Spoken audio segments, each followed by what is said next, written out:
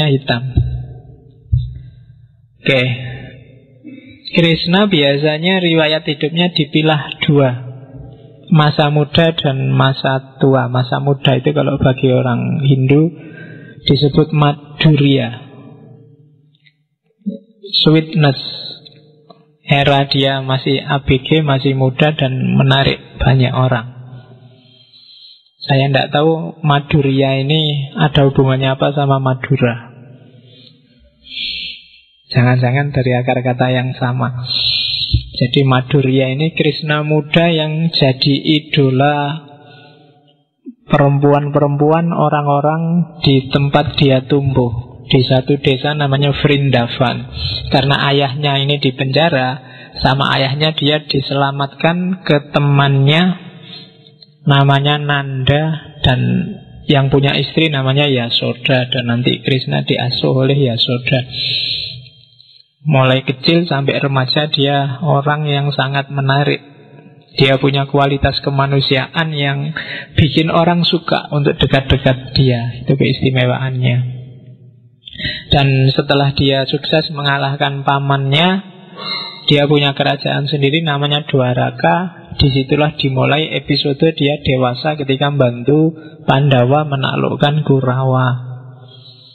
Era itu dia punya predikat namanya Aishwarya. Bukan Aishwarya Rai loh ya. Kamu ngertimu Aishwarya Rai. Aishwarya itu artinya keagungan. Jadi ini kualitas ketuhanannya muncul. Dan nanti orang-orang akan kenal Krishna sebagian besar melalui kitab, melalui naskah yang ditulis oleh Resi Vyasa. Kalau di wayang Jawa namanya Begawan Abhyasa. Begawan Abhyasa ini tidak kalah nabinya dibandingkan Krishna. Umurnya sangat panjang. Dia lahir jauh sebelum ada Pandawa Kurawa. Dia dapat dikatakan nenek moyangnya Pandawa Kurawa, dan meninggal setelah cerita Mahabharata selesai, di era anaknya Arjuna yang namanya Parikesit. Jadi Abhyasa ini anaknya Begawan namanya Polosoro, Begawan Palasara. Begawan Palasara yang berhubungan dengan perempuan namanya Durgandini. Durgandini ini nanti namanya berubah jadi Setyawati. Jadi Durgandini ini punya penyakit kulit yang luar biasa parah, sehingga orang deket-deket nggak mau karena baunya nggak enak. Sehingga digelari Roro Amis, karena baunya amis kalau di wayang Jawa. Nah, terus diadakan sayembara, siapa yang bisa menyembuhkan Durgandini, dia boleh menikahinya. Yang bisa menyembuhkan Begawan Polosoro tadi. Begawan Polosoro ini setelah menyembuhkan, kemudian kawin sebentar. Begawan kan nggak boleh kawin. Ngincipi sebentar, terus sampai lahirlah Begawan Abhyasa, Resi Vyasa. Dan Durgandini setelah sembuh nanti dinikahi oleh Santanu. Dari perkawinannya dengan Santanu inilah nanti lahirlah Pandawa dan Kurawa setelah sekitar 2 generasi. Santanu ini sebelum nikah sama Setyawati, nikahnya sama Dewi Sungai namanya Gangga. Ketika dia nikah sama Gangga, punya anak namanya Bhisma.